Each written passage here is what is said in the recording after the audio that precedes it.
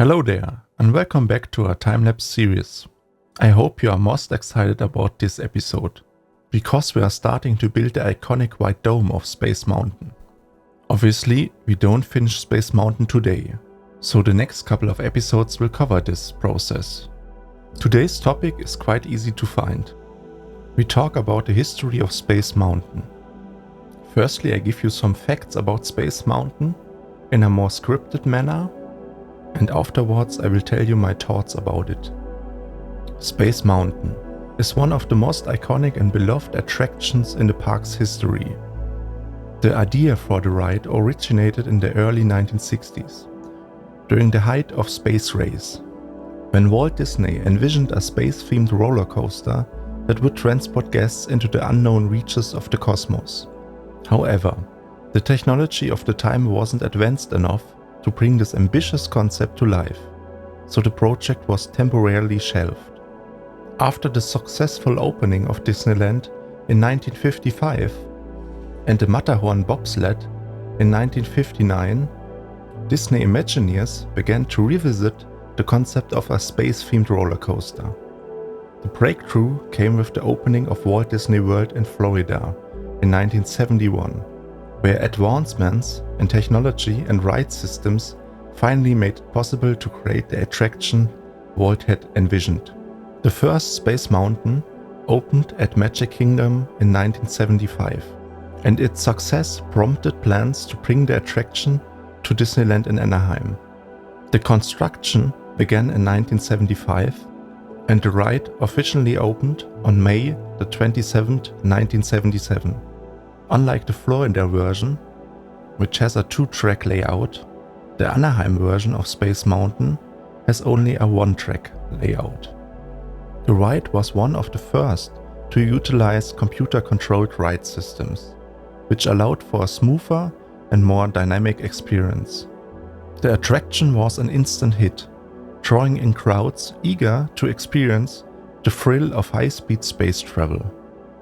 Over the years, Space Mountain has undergone several updates.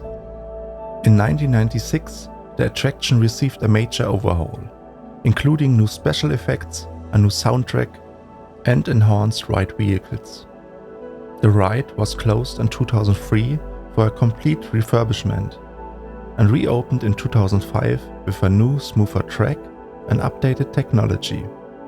One of the most notable changes came in 2007 with the introduction of Space Mountain Ghost Galaxy, a seasonal overlay for Halloween that transformed the ride into a spooky ghost-filled experience. Another popular seasonal overlay is Hyperspace Mountain, which immerses riders in the world of Star Wars, with special effects and a themed soundtrack. Today, Space Mountain remains one of Disneyland's most popular attractions, offering guests a thrilling journey through space that continues to capture the imagination just as Walt Disney intended. Its legacy is a testament to Disney's commitment to innovation and storytelling, making it a timeless adventure for visitors of all ages.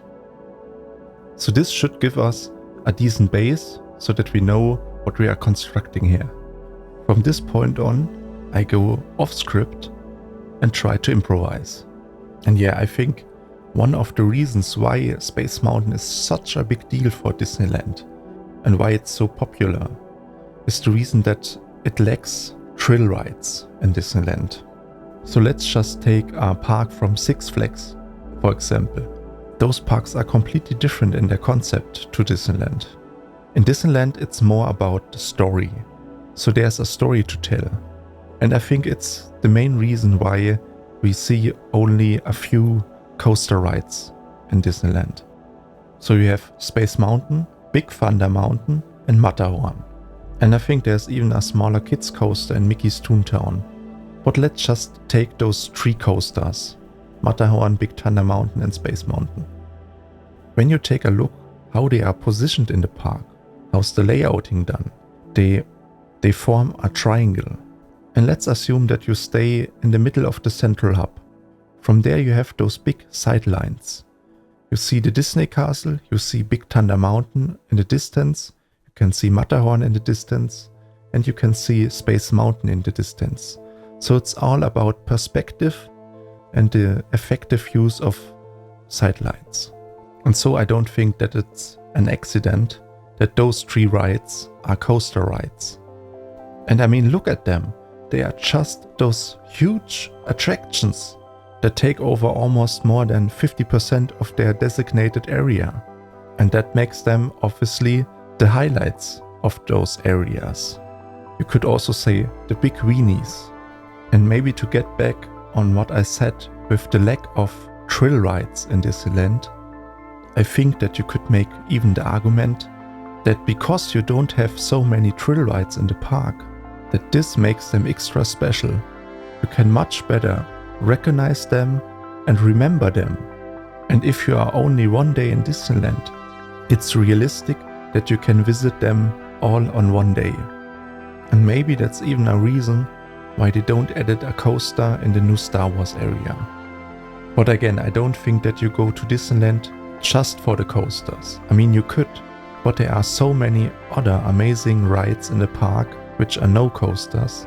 And I think this makes it a fairly balanced and healthy mix between coasters and other rides that make you experience finally in the park. And maybe to end this topic, for me personally, I would say the story of the ride and its iconic theming is way more important than the question of which type the ride actually is. May it be a dark ride, a coaster, a flat ride, a water ride, or just a railroad. When the story and the theming is well done, then the magic is working, and the ride will be a fan favorite. With that said, let's get back to our build.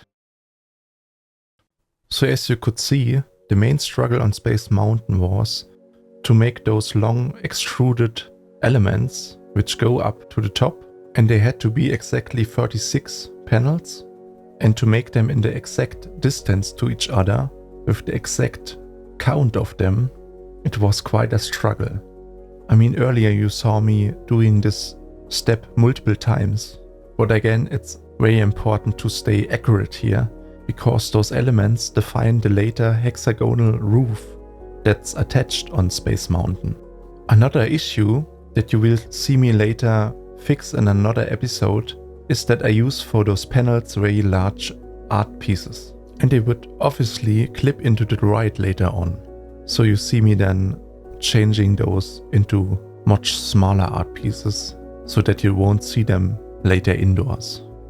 But yeah, I hope that you enjoy it so far, because it gives me absolute goosebumps when I look onto this footage that's already 7 years old. At the time I couldn't believe that I'm already at Space Mountain and that I made it so far in the park. Little did I know what was still to come.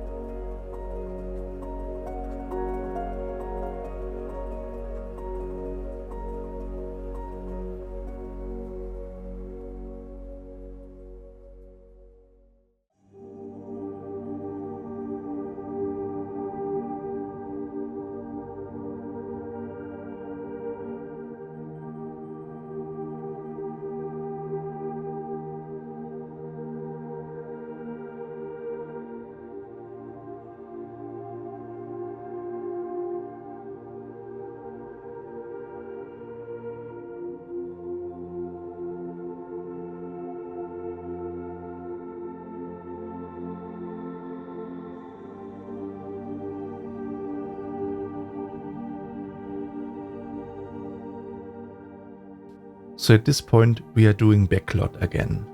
And as you may know, I love doing Backlot. It's just this process where you can completely release this creative freedom. And those areas that I lay out it in beforehand, they suddenly come to life. And there's something very rewarding about it. Almost addictive, I would say. It's something I could only describe in German words. Rauschzustand. Almost like an adrenaline rush, that you are not able to make it stop. Maybe you experience something similar to that in your life. Maybe in a complete different genre. I guess it's your passion, and you can't do anything about it. And thank God that this game, Planet Coaster, exists. Without this game, I wouldn't have this extraordinary experience. And there's one thing that I learned, or that the game taught me over the years. Namely, discipline and patience. Without these attributes, I would still stick at that tiny, cute railroad station back in 2017.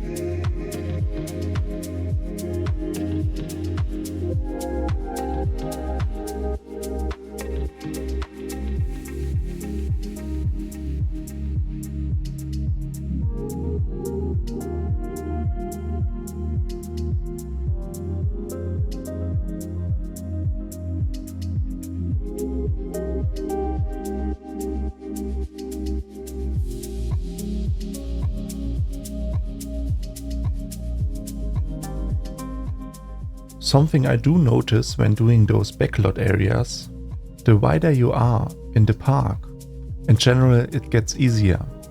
You do not have to invent the wheel every time you place something down. You just copy over some of the existing backlot from Main Street, and this speeds up the process even faster. And also, not everything has to make perfect sense. Nobody will say, oh, this box or this barrel or this lamp, it looks wrong there, it shouldn't belong there. At some point, everything will blend into each other, and the resulting scene will then make sense.